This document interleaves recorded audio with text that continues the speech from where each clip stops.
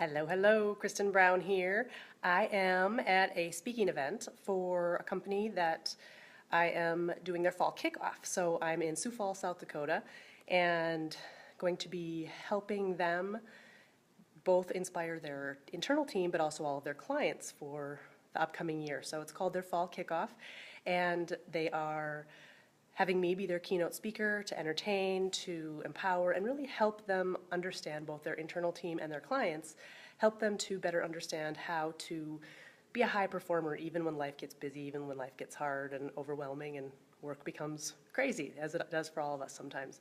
So I wanted to give you a little sneak peek into what my pre-event ritual is, because a lot of people ask me, well, what do you do? Do you get nervous? What do you do when things get overwhelming? Do you get butterflies in your stomach?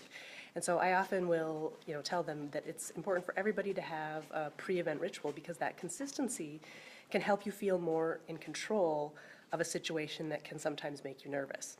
So I wanted to just share what I do to calm my nerves, because even as a professional speaker, I get nervous every single time.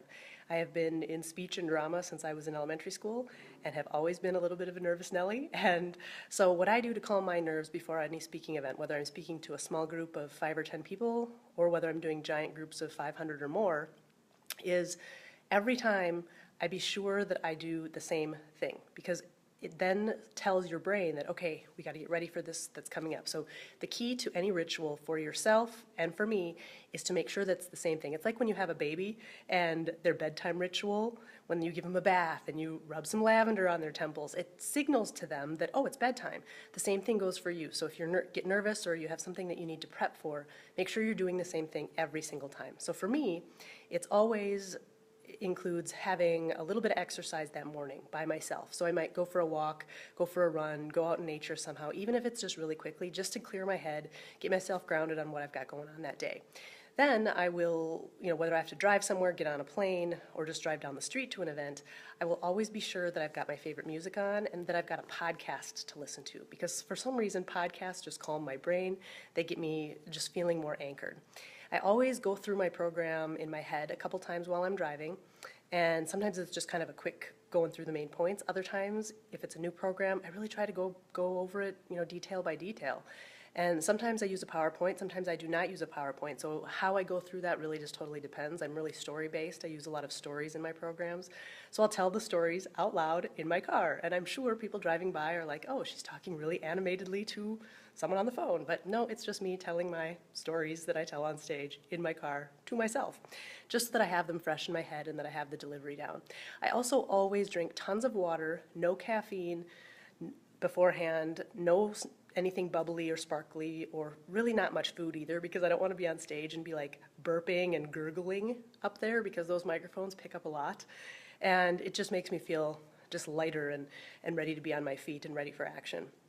So for eating and drinking, I try to keep it pretty minimal, pretty calm. Right now I'm recovering from a cold, so I have been loading up on throat drops and honey and everything to keep my throat moist, in hopes that during the hour that I'm on stage that I will remain able to be heard and not have a coughing attack. And then I always have a little bit of peppermint oil or Digize oil, and put that in a little clear capsule and just take one of those beforehand. It keeps my stomach calm, keeps the nerves down, just keeps me just feeling just really fresh and ready to go on stage. And then I always try to find some quiet time right before I'm ready to go on, just to make sure that my head's in the game. I know I'm there for a reason, that I'm there to entertain, to inspire, to educate, for whatever crowd I am speaking to. Today it's for both clients of the company I'm speaking for, as well as the internal teams. So I know I have to keep the message relevant to both of those audiences. They will also have spouses in the room, so I need to keep it, so that there's some business and personal woven in there. So I'll go over some of my stories and ensure that I know how to keep all the people in the audience engaged. So that's a little bit of my ritual. For you, what could you do to have a ritual before you have an event that makes you nervous? It could even be when you just need to be pumped up. You know how athletes have certain songs they listen to.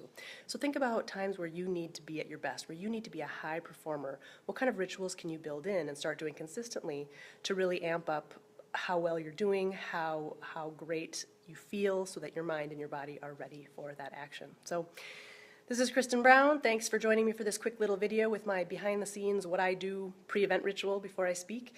And I hope that you go out and find your own ritual so that you can perform at your best. Thanks so much. See you soon.